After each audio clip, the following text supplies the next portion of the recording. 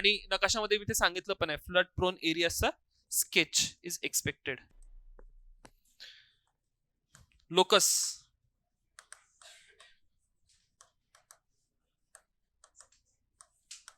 भूस्खलन, ठीक आहे. आणि फोकस डिफरन्स कशामध्ये, काय प्रश्न डिफरन्स विचारलाय? पश्चिम घाटापेक्षा हिमालयात भूस्खलनाच्या घटना वारंवार, ठीक आहे. डिफरन्स सांगायचा आहे कशामध्ये, वेस्टर्न घाट वर्सेस हिमालय. क्लिअर. इंट्रोडक्शन इथे कोणीच चुकलं नाही पाहिजे.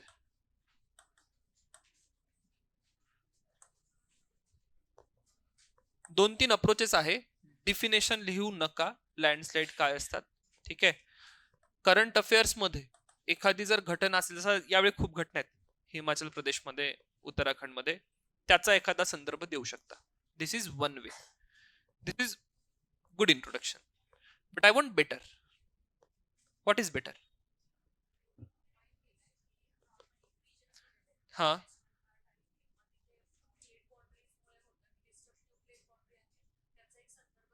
पण ते कारणांमध्ये येईलच ना, ते तिथं आपण कारणांमध्ये लिहू, है ना. Which data?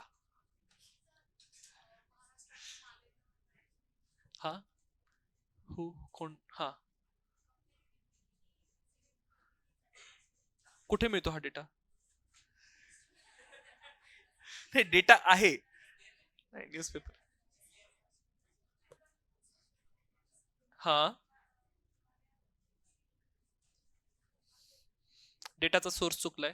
हा, मागे मॅम तुम्ही सांगत होत्यात काहीतरी. अच्छा, एनडीएमए चा data. Okay, make it better.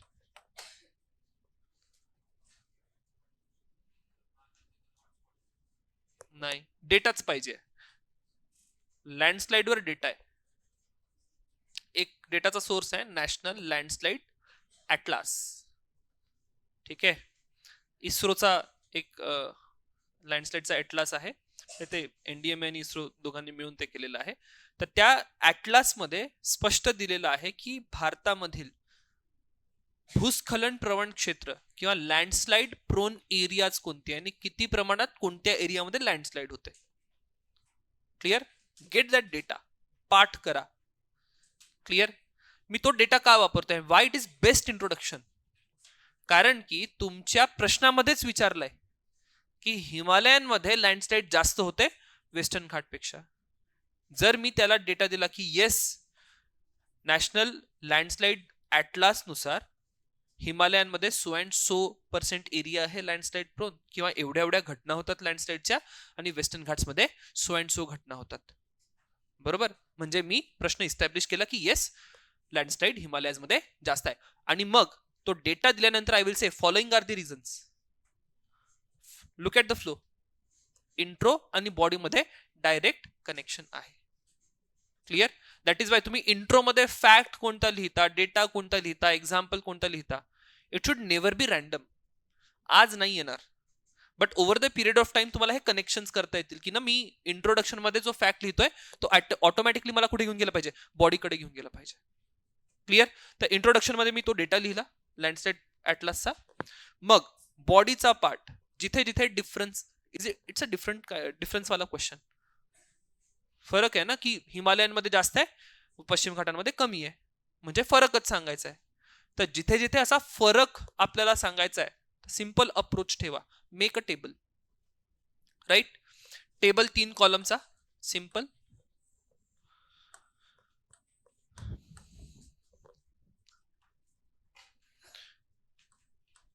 Causes और फॅक्टर, इथे येतील फॅक्टर, हिमालय आणि वेस्टर्न घाट.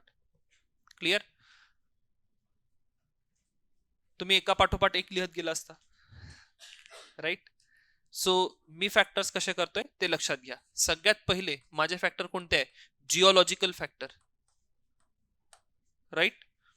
सो जिओलॉजिकल फॅक्टर मध्ये पहिले मी या ठिकाणी चर्चा करील हिमालयात कोणते रिजन आहे ऍक्टिव्ह, प्लेट टेक्टॉनिक्स, जिथे भूकंपांच्या घटना वारंवार होतात. पश्चिम घाटांमध्ये होतात का, नाही होत. राईट. हा कसा प्रश्न, हा अस्थिर भाग आहे. भूपट्टांच्या संदर्भात किंवा भूपट्ट विवर्तनिकी प्रक्रियेच्या संदर्भात हा कसा भाग आहे? अस्थिर. वेस्टर्न घाट्स अस्थिर आहेत का? नाही. क्लिअर? पुढच्या पार्टकडे या. हिमालयांची खडक रचना. हिमालय कशा प्रकारचे आहेत? स्तरित खडक आहेत. आणि हे कसे आहेत? अग्निजन्य खडक आहेत. क्लिअर? तिसरा पॉइंट, उतार पण घ्या. हिमालयांची उंची पण जास्त आहे, उतार पण तीव्र आहे. पश्चिम घाटांमध्ये पश्चिमेकडे कडा आहे पण पूर्वेकडे उतार आहे का? नाही. आपोआप पूर्वेकडील भागांमध्ये होऊ शकणाऱ्या ज्या तुमच्या भूस्खलनाच्या घटना होत्या त्या काय झाल्या? मिनिमाइज झाल्या. बरोबर? एक एक करत तुम्ही डिफरन्स सांगा. पहिले जिओलॉजिकल सांगितले, मग मानववंशीय कारण सांगा, किंवा इथे हवामानाची पण चर्चा करू शकता. राईट? हवामानाच्या चर्चेमध्ये तुम्ही काय सांगणार? हिमालयांमध्ये जर तुम्ही गेलात तर ढगफुटीच्या घटना जास्त आहे. राईट? सोबतच तापमान 0 डिग्री खाली पण चाललंय, वाढतं पण आहे. फ्रीज अँड थॉ म्हणून ऍक्शन असते, ही कळते का? Action freeze and thaw. या जमिनी गोठतात आणि नॉर्मल होतात. कारण की 0 डिग्री सेल्सिअस खाली टेम्परेचर जर गेलं तर तिथलं जे पाणी आहे, पाणी काय होईल? गोठून जाईल. आणि मग 0 डिग्री सेल्सिअसच्या वर आता पाणी विरघळतंय, वितळतंय. तर यातनं इथल्या जमिनी कशा असतील? अस्थिर असतील. क्लिअर? तर म्हणून खडक फुटत जातात, भूस्खलन जास्त असेल. ढगफुटीची घटना हिमालयांमध्ये अधिक तीव्र आहे. क्लिअर? आणि ऑलरेडी खडक कसा आहे? स्तरित खडक आहे. अशा करत करत सगळी कारणं लिहा, म्हणजे तुमचा जो मेन पार्ट आहे बॉडीचा तो इथे फुलफिल होतो. क्लिअर? नेक्स्ट, मग या कन्क्लुजन कडे. कन्क्लुजन कसं असेल? कन्क्लुजन या ठिकाणी असेल क्लिअरली वे फॉरवर्ड टाईप. सांगा काय केलं गेलं पाहिजे. मग पुन्हा काय केलं गेलं पाहिजे सांगत असताना डिझास्टर मॅनेजमेंट. डिझास्टर मॅनेजमेंटचा अभ्यास चांगला करा. एनडीएमईच्या गाईडलाईन पाठ करून ठेवा. काहीतरी स्टँडर्ड्स असतील, काहीतरी एक रफ गाईडलाईन असेल काय केलं गेलं पाहिजे, और बेस्ट प्रॅक्टिसेस सांगू शकता.